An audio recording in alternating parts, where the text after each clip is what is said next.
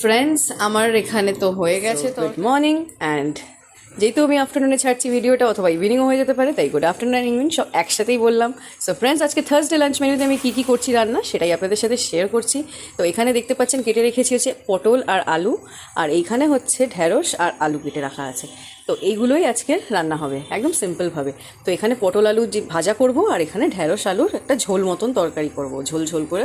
ব্যাস, তো এটাই আছে সিম্পল লাঞ্চ মেনু। আর এখানে আমি ভাত নামিয়ে রেখেছি, ভাত হয়ে গেছে অলরেডি। আর এখানে কিছু বেসিক মশলা আছে যেগুলো দিয়ে রান্নাটা ক্রিয়েট করবো ফ্রেন্ডস। তো এখানে আমি আগে বার করে রেখেছি হচ্ছে 5 ফোড়ন, শুকনো লঙ্কা, যেটা এটা ভাজবো বলে, মানে পটল আর আলুটা ভাজবো বলে এখানে বার করে রেখেছি। কীরকমভাবে করছি রান্নাগুলো চলুন দেখে নিই। সো প্রথমেই কড়াইতে আমি তেল দিয়ে দিলাম ফ্রেন্ডস। পটল আলুটা আগে ভেজে নেবো, তারপর এই একই কড়াইতে আমি ঢ্যাঁড়স আলুর তরকারিটা মানে ঝোলটা করে নেবো।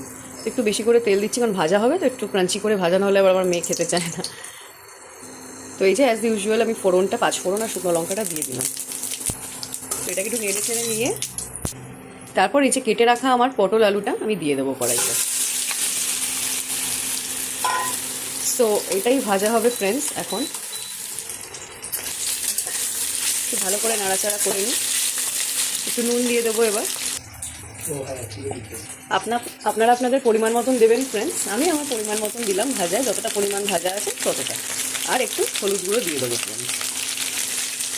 তো এবার ভালো করে একসাথে মাখিয়ে নেবো। এটা নাড়াচাড়া করে নিয়ে ক্রাঞ্চি করে ভাজা হবে। এবার ভাজাটা তুলে নেওয়ার পর আমি ঢ্যাঁড়স আলুটা করব। তো ফ্রেন্ডস, এই যে দেখতেই পাচ্ছেন আলু পটলটা ভাজা ভাজা হয়ে এসছে অলমোস্ট। আর একটুখানি একটা আলু আর পটল ভাজা হলেই আমার কিন্তু এটা রেডি হয়ে যাবে, আলু পটল ভাজাটা।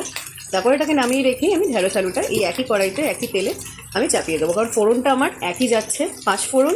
আর তার সাথে দেবো বোধহয় কাঁচা লঙ্কা, দিলে দেবো, না দিলে না দেবো, সে দেখছি চলুন। সো এবার ফ্রেন্ডস আমি তুলে নেবো আস্তে আস্তে।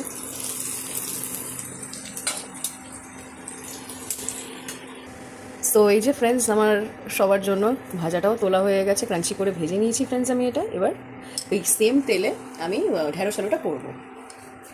সো ফ্রেন্ডস, আর একটুখানি অল্প করে তেল দেবো আমি এখানে। তেল দিয়ে তারপর সো এই যে 5 ফোড়ন, সেম 5 ফোড়ন দিলাম, আর একটা কাঁচা লঙ্কা ফ্রেন্ডস ফাটা মনে এমনি দিয়ে দেবো। এবার এই আলুগুলো তুলে আমি দিয়ে দেবো। সো এই যে আলুটা দিয়ে দিয়েছি ফ্রেন্ডস, এবার নুনটা দিয়ে দেবো।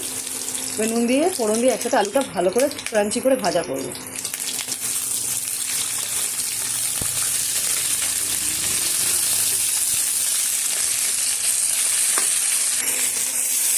তো এই যে ফ্রেন্ডস ভালো করে মিক্স করে নিলাম। এবার এর মধ্যে মশলাগুলো আমি দিতে থাকবো। এবার এক এক করে দিয়ে মশলা দেবো না, সরি, ঢ্যাঁড়সগুলো আগে দিয়ে দেবো আমি।